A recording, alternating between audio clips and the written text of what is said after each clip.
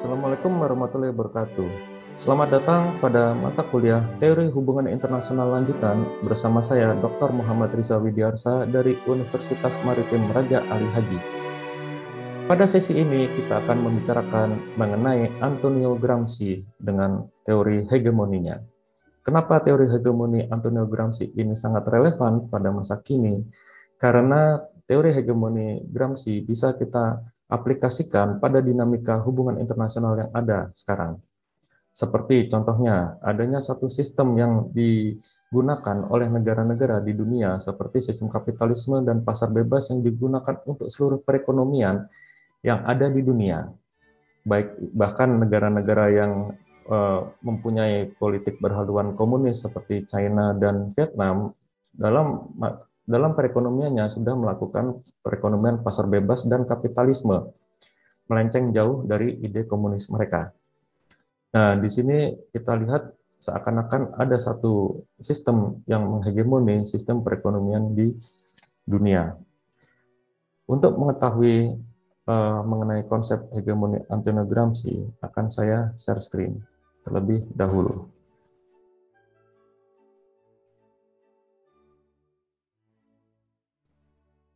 Baik. Di sini kita bisa melihat bahwa Antonio Gramsci adalah seorang pemikir dari Italia yang lahir dari tahun 1891 sampai meninggalnya tahun 1937. Gramsci adalah anggota dari Partai Komunis Italia. Namun, ketika masa hidupnya, Italia dikuasai oleh pemerintahan fasis yang kemudian menganggap Partai Komunis itu menjadi musuh dari mereka. Sehingga Gramsci sebagai salah satu kader dari Partai Komunis Italia ditangkap dan masuk penjara oleh masyarakat, oleh pemerintah Italia. Nah, di sini Gramsci ketika dalam penjara menulis The Prison Notebooks. Dalam Prison Notebooks, Gramsci menulis ide-ide pemikirannya dalam hal tentang mengenai politik, terutama politik di Eropa. Nah, hal yang menarik dari Prison Notebooks Antonio Gramsci adalah mengenai hegemoni. Hegemoni, seperti yang kita ketahui semua, adalah sesuatu yang powerful atau dominan, sesuatu yang mendominasi dari seluruh yang ada dari entitas lainnya. Apakah itu sebuah institusi, atau individu, atau bahkan negara yang mempunyai hegemoni, itu berarti institusi atau individu atau negara yang mempunyai hegemoni itu lebih powerful atau dominan daripada institusi atau negara atau individu lainnya. Hal ini sama seperti yang dikemukakan oleh Gramsci, tetapi hegemoni yang dikatakan Gramsci mempunyai perbedaan. Berbeda dengan hegemoni yang kita ketahui dari paradigma realis adalah hegemoni yang dikemukakan oleh paradigma realis adalah di mana ada satu negara yang dominan di antara negara-negara lain. Akan tetapi, negara-negara lain sadar bahwa negara yang menghegemoni ini adalah negara yang dominan. Seperti contohnya Amerika Serikat.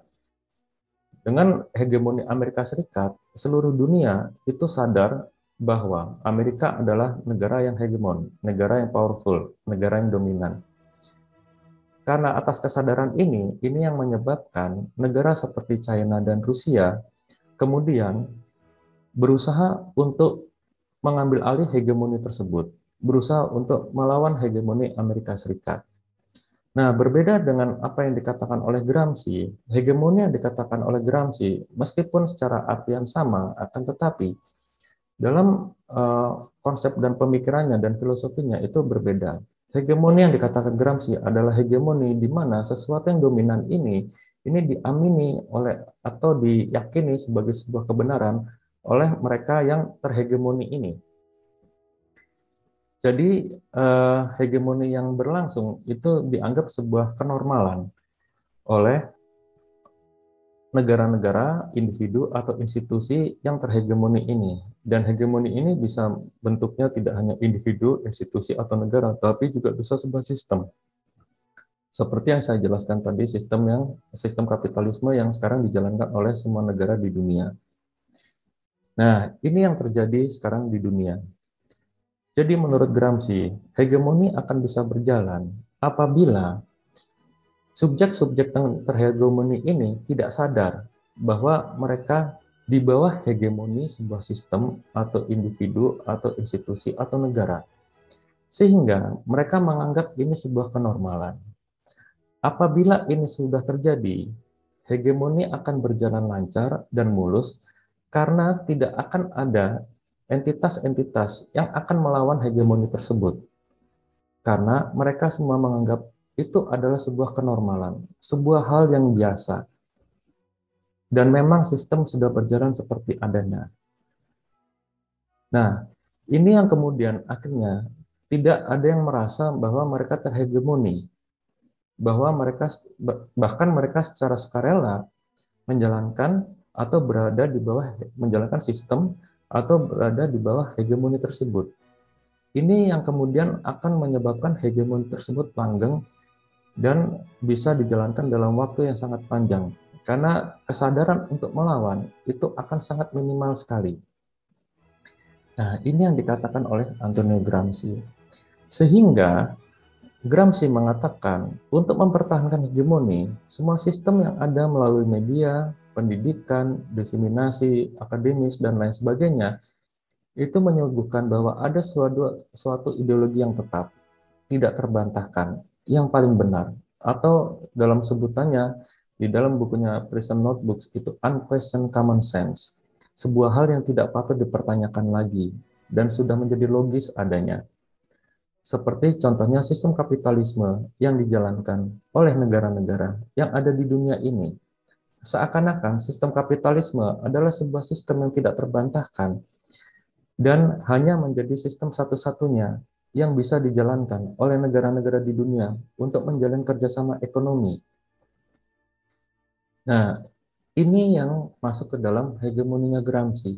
Sehingga tidak ada lagi negara yang mempertanyakan apakah ada sistem perekonomian atau sistem kerjasama ekonomi yang lebih baik daripada sistem kapitalisme dan pasar bebas. Nah, ini yang menyebabkan akhirnya negara-negara di dunia dengan sukarela menjalankan sistem pasar bebas dan kapitalisme ini, bahkan mereka secara sukarela masuk ke dalam organisasi seperti World Trade Organization atau WTO demi untuk menjalankan sistem yang ada dan masuk ke dalam sistem yang ada karena mereka meyakini bahwa seakan-akan tidak ada sistem yang lain selain sistem kapitalisme dan pasar bebas untuk menjalankan perekonomian, untuk menjalankan kerjasama ekonomi, dan untuk memakmurkan negara mereka. Nah, ini yang kemudian membuat sistem kapitalisme dan pasar bebas kemungkinan besar akan menjadi sistem yang akan dijalankan di dunia dalam waktu yang sangat lama. Karena tidak akan ada negara atau kecil kemungkinannya negara di dunia ini kemudian akan melawan sistem tersebut. Nah, dalam perlawanan sistem tersebut, ini yang kemudian dikatakan oleh Antonio Gramsci seperti dengan istilah counter hegemonik. Jika ada satu kelompok yang mempromosikan ideologi baru untuk melawan ideologi yang ada, seperti contohnya, apabila nanti di negara-negara Islam, katakanlah, itu kemudian membuat sebuah sistem baru, yaitu sistem ekonomi syariah, untuk melawan sistem kapitalisme dan pasar bebas. Apabila negara-negara yang tergabung dalam organisasi konferensi Islam kemudian membuat konsensus untuk menjalankan sistem ekonomi syariah untuk perdagangan antar negara yang mayoritas muslim, itu bisa menjadi counter hegemoni. Karena itu akan melawan hegemoni kekuasaan, kapitalisme, dan sistem pasar bebas yang ada. Tetapi tentu ini bukanlah hal yang mudah untuk dijalankan karena hampir semua negara, termasuk negara-negara anggota organisasi konferensi Islam, bahkan negara-negara yang berhaluan paling tidak pemerintahnya berhaluan komunis seperti China dan Vietnam, itu semua memakai sistem kapitalisme dan pasar bebas dalam menjalankan ekonominya.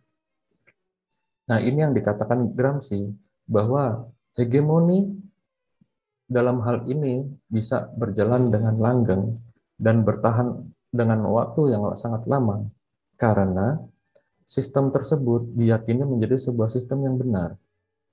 Akan susah bagi negara-negara lain atau sebuah komunitas di dunia ini untuk melakukan counter hegemonik.